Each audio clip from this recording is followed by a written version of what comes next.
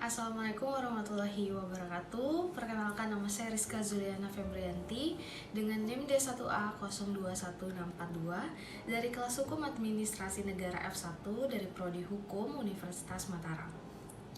Pada kesempatan kali ini saya akan membahas tentang bagaimana jika partai politik tidak lolos dari verifikasi untuk mengikuti sebuah pemilu.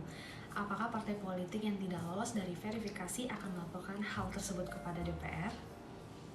Jadi menurut saya, jika partai politik tersebut tidak lolos dalam verifikasi dan hal tersebut melaporkan kepada DPR, itu menurut saya sangat tidak tepat. Seharusnya jika partai politik tersebut tidak lolos dalam verifikasi, dapat melaporkan hal tersebut kepada Badan Pengawasan Pemilihan Pemilu atau Bawaslu, maka pengurusan partai tersebut dapat mengajukan sebuah gugatan yang dapat disertai dengan adanya bukti-bukti kelengkapan verifikasi ke Bawaslu atau ke Pengadilan Tata Usaha Negara.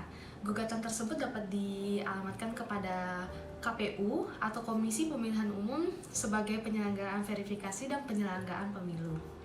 Di dalam pasal verifikasi partai politik dalam Undang-Undang Pemilu layak untuk dapat digugat di dalam pasal 173 ayat 1 Undang-Undang Pemilu yang mengatur partai politik peserta pemilu yang ditetapkan atau lulus verifikasi oleh KPU. Sementara pasal 173 ayat 3 partai politik yang telah lulus verifikasi dengan syarat sebagaimana yang dimaksud tidak diverifikasi ulang atau yang ditetapkan sebagai partai peserta pemilu.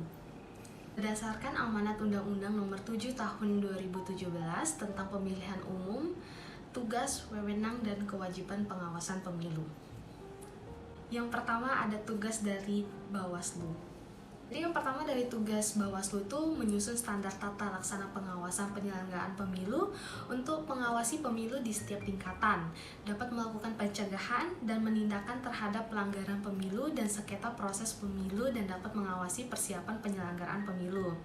Yang kedua ada wewenang dari Bawaslu, dapat menerima dan menindaklanjuti laporan yang berkaitan dengan dugaan adanya penyelenggaraan terhadap pelaksanaan perundang-undangan, serta dapat memeriksa, mengkaji, dan memutuskan pelanggaran administrasi pemilu dan dapat memutuskan penyelesaian sengketa proses adanya pemilu.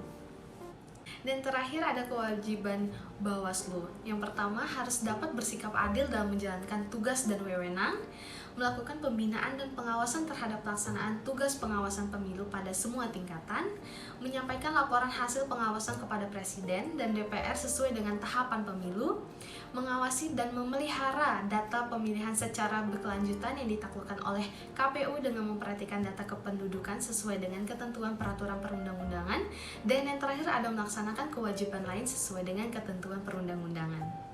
Dengan harapan apa yang saya dapat sampaikan pada saat ini, semoga teman-teman juga bisa dapat untuk memahami, dan saya juga mengucapkan terima kasih atas atensinya semua. Sampai jumpa di diskusi selanjutnya. Kurang lebihnya saya mohon maaf. Terima kasih. Wassalamualaikum warahmatullahi wabarakatuh.